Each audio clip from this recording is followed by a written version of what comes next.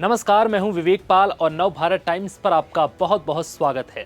Qatar की राजधानी दोहा में हमास के ठिकानों पर इजरायली एयर स्ट्राइक के बाद पाकिस्तान के प्रधानमंत्री शहबाज शरीफ गुरुवार को कतर के दौरे पर पहुंचे, जहां उन्होंने दोहा में हुए इजरायली हमलों पर दुख जताते हुए तमाम मुस्लिम देशों से इजरायल के खिलाफ एकजुट होने की अपील की।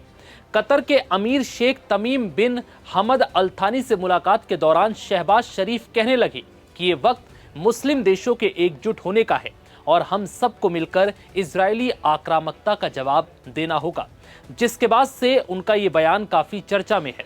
राजनीतिक विश्लेषकों की माने तो उनका कहना है कि शहबाज शरीफ ने ये बयान यूं ही नहीं दिया, उनके दिमाग में जरूर कुछ खुराफात चल रही है।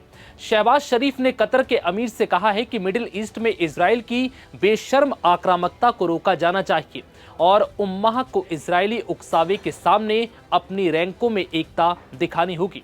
इसका मतलब है कि मुस्लिम देशों और समाजों को इजराइल के द्वारा किए जा रहे हमलों और उकसावों के बावजूद एकजुट रहना होगा।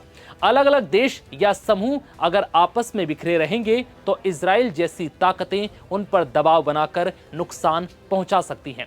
इसलिए शहबाज शरीफ कह रहे हैं कि राजनीतिक, आर्थिक और सामाजिक मतभेदों को पीछे छोड़कर सभी मुस्लिम देशों को एकजुट होकर खड़ा होना चाहिए, ताकि वो मिलकर अपनी रक्षा कर सके, शांति बनाए रख सके और किसी भी प्रकार की आक्रामकता का सामना कर सके। यही एकता उनका सबसे बड़ा बल है। बता दें कि शहबाज शरीफ ने 9 सितंबर को इजरायली हमले की कड़ी निंदा की और इसे कतर की संप्रभुता और क्षेत्रीय अखंडता का गहरा उल्लंघन बताया। उन्होंने कहा कि पाकिस्तान की सरकार और जनता कतर पर हुए इस हमले से गहरी आहत है, जो अंतर्राष्ट्रीय कानून का भी गंभीर उल्लंघन है। इसके साथ ही शहबाज शरीफ ने गाजा में शांति लाने के लिए कतर के जिम्मेदार, रचनात्मक और मध्यस्थ प्रयासों की भी सराहना की। उन्होंने जोर देकर कहा कि इजरायली आक्रमण का मकसद साफ है, क्षेत्र की स्थिरता को कमजोर करना, चल रहे कूटनीतिक और मानवीय प्रयासों को नुकसान पहुंचाना। इसके बाद शहबाज शरीफ ने भावनात्मक रूप से कतर को और उकसाने की कोशिश की। शहबाज ने कहा कि पाकिस्तान और कतर के बीच ऐतिहासिक और मजबूत भाईचारे का रिश्ता है।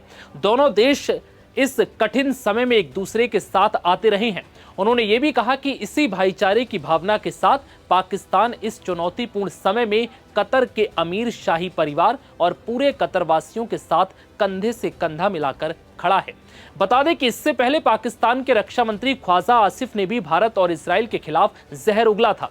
ख्वाजा आसिफ ने कहा था कि एक आर्थिक रूप से कमजोर मुल्क होने के बावजूद पाकिस्तान अपनी सेना के 5 गुना बड़े भारत से टकरा गया और उसे सबक सिखाया। हालांकि ख्वाजा आसिफ ये अच्छे से जानते हैं कि भारत से टकराने का अंजाम वो अब तक भुगत रहे हैं। भारत की मिसाइलों का खौफ आज भी पाकिस्तान के कोने कोने तक देखा जा रहा है, लेकिन दुनिया में झूठे दावों के साथ पाकिस्तान अपनी भद और पिटवा रहा है। बता दें कि शहबाज से पहले ख्वाजा आसिफ ने ये मुस्लिम राग अलापा था। उन्होंने कहा था कि मुस्लिम देशों के लिए अब समय है कि वो दुष्ट देश इजराइल के खिलाफ एकजुट हो।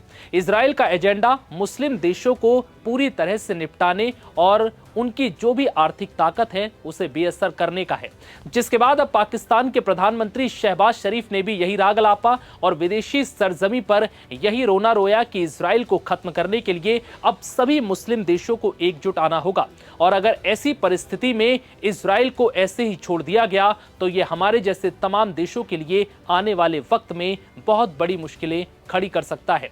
हालांकि पाकिस्तान का ये रोना शायद ही काम आए, क्योंकि जिस तरीके से लगातार इजराइल हमास को मिटाने की कोशिश कर रहा है, उस वक्त ऐसे तौर पर इजराइल के ये हमले पाकिस्तान को रास नहीं आ रहे। पाकिस्तान लगातार इसे मुस्लिम राग के तौर पर दुनिया भर के देशों में अलाप रहा है। फिलहाल इस वीडियो में इतना ही। इजाजत दीजिए। नमस्कार।